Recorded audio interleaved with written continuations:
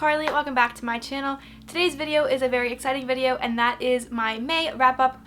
And I have a lot to say about these books that I've read because it was a very interesting reading month. I found love for manga in this reading month, and I started weekly reading vlogs this month also, so that was also really fun. So I found a lot of things that I love to do for booktube and a lot of things that I didn't like this month as book-wise. So I'm going to just share with you guys that, and before I start, I want to read you guys my reading statistics for the month. I'm going to start doing reading statistics for my monthly wrap-ups just because I feel like it's kind of like cool to see how much I read, what I read, and how many pages and stuff like that. So for this month I read 8 books, 3 of them being physical and 5 of them being audiobooks. This month was also the month where I found my love for audiobooks. Like, audiobooks has been my best friend because I don't have a lot of time to read with my current job, so I have just found that I can finish a lot of novels and stuff just with audiobooks, and it's been really great. I've read a total of 2,318 pages. I read 1 5-star book, 3 4-star books, 3 3-star books, and 1 1-star book. So I'm basically just going to be showing you guys all those books that I read today and just talking about them. So I hope you guys are excited because I am, and yeah, let's just get started. So the first book that I read this month was for my Classics-a-thon that I kind of failed to complete. I only read 1 book for my Classics-a-thon, but it's whatever. I still found a bunch of other books that I loved, and my one classic that I did read was The Bell Jar by Sylvia Plath. I annotated very little, and I gave this book a 4 out of 5 stars, and you know, I liked it. I wanted to read this in high school. I had to do a research paper on Sylvia Plath in high school, and I had to use this as one of my research methods to look through, and I never really got to sit down and read this and appreciate it for what it was, and I got to do that this month. I actually listened to this on audiobook, and I also first I started reading it, and then I found that I was having a hard time trying to get through it, so I was able to finish it on audiobook, and it wasn't one of the easiest audiobooks for me to listen to just because it was a classic, and I just was having a hard time trying to picture it all and understand it, but I did give it a 4 out of 5 stars just because I do love Sylvia Plath, and her writing is so different from other books that I read, and also just because it's a classic. I do like getting myself to read classics. This is actually my second classic that I've read this year, which is kind of sad, as that's what I wanted to do for my classics. I wanted to be able to read more classics, but it's alright. I was able to read this, and basically this is just like a memoir about Sylvia Plath and her life before death, before she committed suicide, and it just kind of touches on suicide and depression and just her life before everything went spiraling, and just her career and all that kind of stuff. So it was kind of interesting to see her life and how she was before all of it went downhill for her. And in the book you also get to touch on the topics of her dealing with her depression and her thoughts and what she's dealing with, and just kind of how her mind works, and it's kind of really interesting to see and very relatable in that sense as well, just to see how she was feeling as a person, and just a lot of things that people didn't really see that was going on in her head, and how she would see things and how she would feel. And it was overall just a really relatable book, and I think that's also why I kind of gave it a 4 out of 5 stars. I wanted to give it less just because I was having a hard time trying to vibe with it and how I was having a hard time getting into it, but I didn't want to DNF it just because I really do love Sylvia Plath's writing and just her as an author and just her as a person, honestly. And I'm really glad that I did finish this, and it was the only classic that I did read this month. But even though I'm still happy that I did complete it and that I did give this the time of day, and that I did be able to finish it with an audiobook. So the next book that I finished for this month was Happy Hustle High Volume 1, and this is the first manga that I actually got into this month, and this is the manga that really just made me spiral into buying more mangas. So I'm doing a reading-a-thon for mangas this month, so I'm actually really excited for that because of this manga here. It got me to start my love for manga and watching anime again, so I'm really excited. This is basically about a girl named Hanabi, and she is going to an all-girls school, and then all of a sudden her school is combining with a boys' school, making it co-ed, and there she's kind of having to struggle with what the boys had their rules set as when they were at all-boys school to now them being co-ed. So she's running for secretary. Student council is like a huge thing with this series, and I don't know if it's just a lot of mangas, but I noticed that in another manga that I read this month, student council is also a big thing. So I guess in manga that's kind of like a thing that's popular, especially in like shoujo mangas. Shoujo mangas are like romance contemporary mangas, which is the only kind of mangas that I really like, and novels that I really like, honestly. But yeah, I actually really liked it. I gave this a 4 out of 5 stars, and I feel like that's a pretty appropriate rating for this. I was kind of in the middle and on the fence about a 3.5 out of a 4, like 3.5 and a 4 out of 5, just because It was good, and then like the ending is what really made it. It's just it had such a cliffhanger, and so did the second volume because I read that again this month as well. It had such a cliffhanger, and the author is just so good with their writing. I thought it was a really good manga for me to pick up, being my first one. So if you guys are ever trying to get into manga, I highly suggest that this be your first one to try, because I had no clue how to read mangas, and that's also kind of why I never really picked up mangas. But this month was the month of me finding my love for mangas, and it's been really, really great. And yeah, I did really enjoy this book. I was able to read it in like a half hour in one sitting, so it was really, really great, and I could not recommend it more. Okay guys, the next one is a probably a shocker, but I read Daisy Jones and the Six by Taylor Jenkins Reid, and I annotated it like 3 times. That's it. I listened to this on audiobook because there was no other way I was going to be able to read it. Honestly, I didn't like this book at all. I'm sorry guys, I know there's so many Daisy Jones lovers out there, but this was just not it for me. I liked the fact that I was able to listen to it on audiobook with a bunch of cast members doing the audiobook, so I did like that fact, but the overall story I did not like. I really did not like the story, and just everything. The ending of the book was kind of like a big shocker for me, and that's the one thing that I liked. I originally gave this a 4 out of 5 stars, but I actually changed it back to a 3.5 just because I really did not like it. I let it sit for a few days and brew, and I was like, you know what, I really did not like this. I did not care for this. Characters are very flawed in a way that, you know, it's good that they're flawed, but like they were just I didn't care for any of the characters, honestly. If they were to die, I really did not care. Foreshadowing. I really did not really care for this, and I really wish that I did. If you guys didn't know, Daisy Jones and the Six is about a band called Daisy Jones and the Six, and their rise to fame and their falling to their brand breakup and all that kind of stuff, and just the romance and the friendships and the crying and the all kind of shit in this book. And I mean, I feel like I know a lot of people like this, and I'm sadly not one of those people that liked it, but there's not much that I can really say besides I didn't like this, and that is that. I'm going to be picking up Seven Husbands of Evelyn Hugo this month though, so hopefully that will be a better read than this was. I'm sorry. The next book that I read was Happy Hustle High Volume 2, and again, I gave this a 4 out of 5 stars, and I actually annotated it. I don't know if you're supposed to annotate manga, but I annotated it. It's whatever. But yeah, this one was actually pretty cute too. I don't really remember much about it. It's kind of just like a continuation on from the first one, and it jumps more into the romance, and it's just like really, really cute. I also forgot to add that Hanabi is interested in one of the guys in student council because there's 3 guys on there, and she falls for like one that doesn't know anything about love because he is not good with girls. He's like very awkward and shy around girls. So it's just kind of a cute romance, and then it's not really insta-lovey either. It kind of happens slowly, and you're kind of on the edge of your seat like, come on, just fucking kiss already, or oh my god, just fucking date already. So like I really like that aspect to it as well. So I had nothing really negative to say about this, and I'm dying to get my hands on a 3rd and 4th book. I have the 5th book because I just bought it from my bookstore because I knew I was gonna love the rest of the mangas. So I can't wait to continue this on for my manga-a-thon that's coming up in June. So I'm really, really excited, and yeah, again, I highly suggest this manga. Continue on with more manga. I read We Were There Volume 1 by Yuki Obeda, and this is a manga that I didn't really like as much.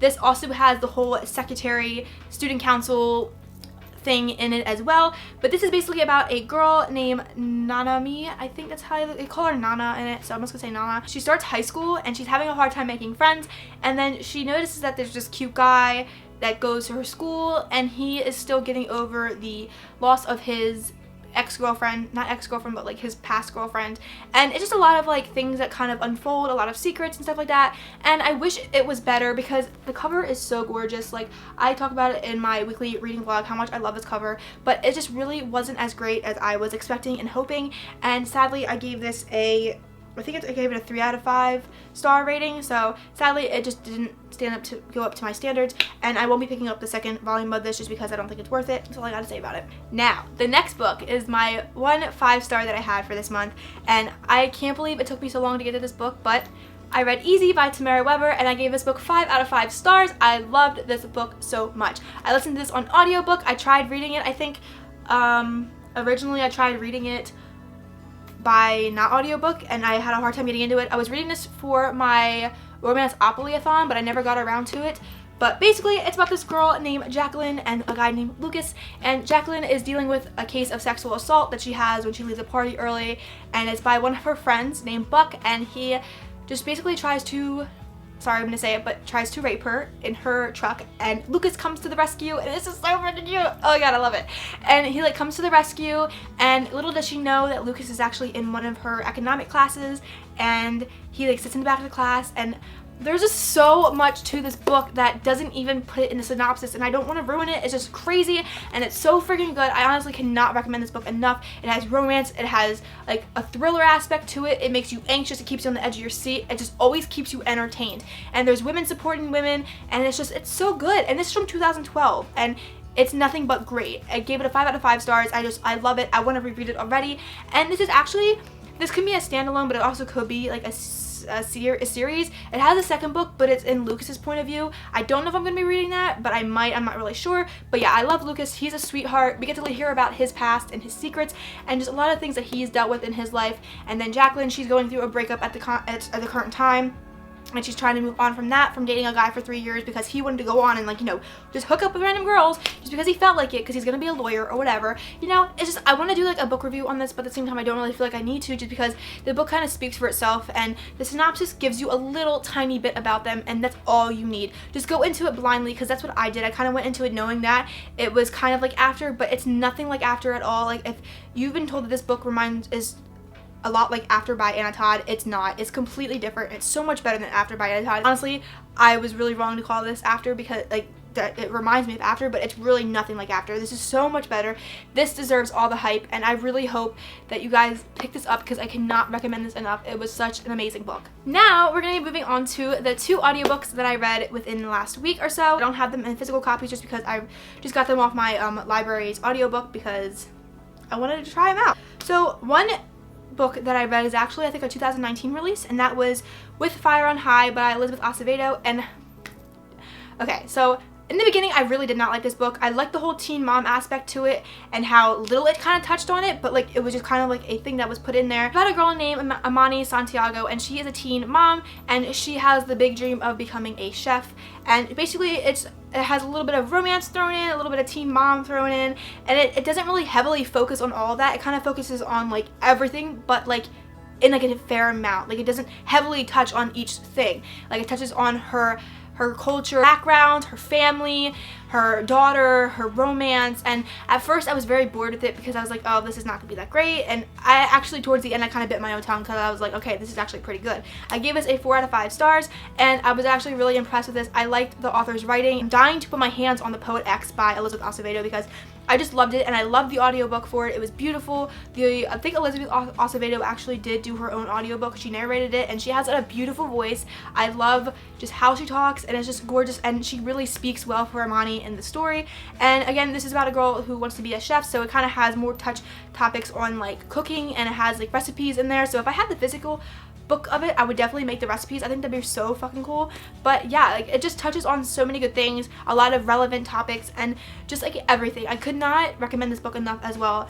And I'm really mad that I thought this book was boring in the beginning and that it was going to be nothing but a 1-star read for me, but no, this was an amazing book and definitely deserves all the hype, and so does Elizabeth Acevedo. Honestly, pick up more of her books. I know she only has 2 out. I think this is only her 2nd book, but honestly, I love how big she's getting, especially for being such a diverse author and diverse book. I love it, and I am so happy that I was actually able to put my time into this book and to listen to it. It was really great. I had a few things that I didn't like. She kept calling her daughter baby girl, which is the one thing that really made me cringe, but I actually liked the romance in it. I was actually terrified that I wasn't actually gonna like the romance in it, but it wasn't insta-lovey. It was kind of like a love to hate, and I love to hate romance. And there was even a queer friend in there, which we love that. Love the diversity in that. Bonnie had a queer friend named Angelique, and she was gay, and I just love it, and I just read it. Just fucking read it.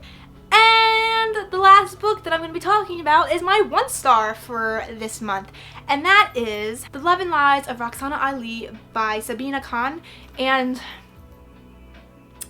I'm sorry, I have a weekly reading vlog that's coming up. Well, you'll see me just rant entirely about how much I hated this book. I even wrote a really long Goodreads review, so I will link that down below if you really want to hear my real like in-depth thoughts on how I felt about this book, because honestly this book disappointed me so much. This is actually a girl-girl relationship book, and I'm really disappointed about it. So basically it's about this girl named Roxana Ali, and she is a Muslim girl who lives with really conservative parents that are really into their religion and culture. And in the Muslim community, they aren't really open to gays and the LGBTQ plus community, so her parents are very closed-minded and narrow-minded, and it's actually really hard to hear. It kind of had a lot of diversity in this as well. I was really excited to read this because it was another diverse book. I kind of just randomly picked it up off the whim because I saw it on my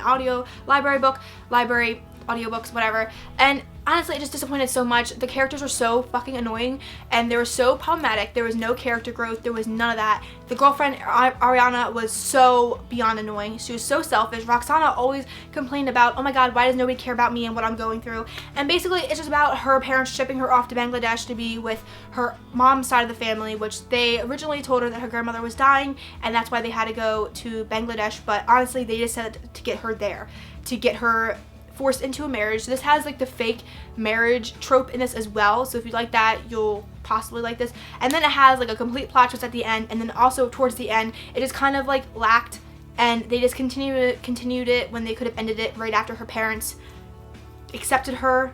And honestly this book lacked so much. That's all I can say. This book was unseasoned chicken. That's it.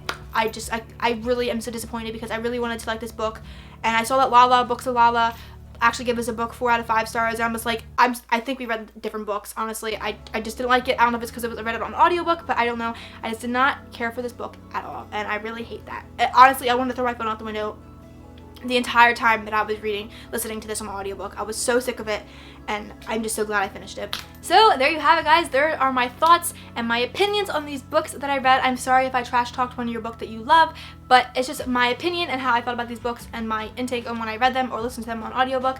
And yeah, let me know down below what books that you read for this month, and if you had any 5-star or 1-star ratings. I would love to hear your thoughts on what you read, and also if you have any book suggestions on for me to pick up, I would love to hear them. And yeah, that is basically it. I hope you guys enjoyed today's video. If you did, give it a big like and subscribe down below to join the family, and I will see you all in my next video. Bye guys.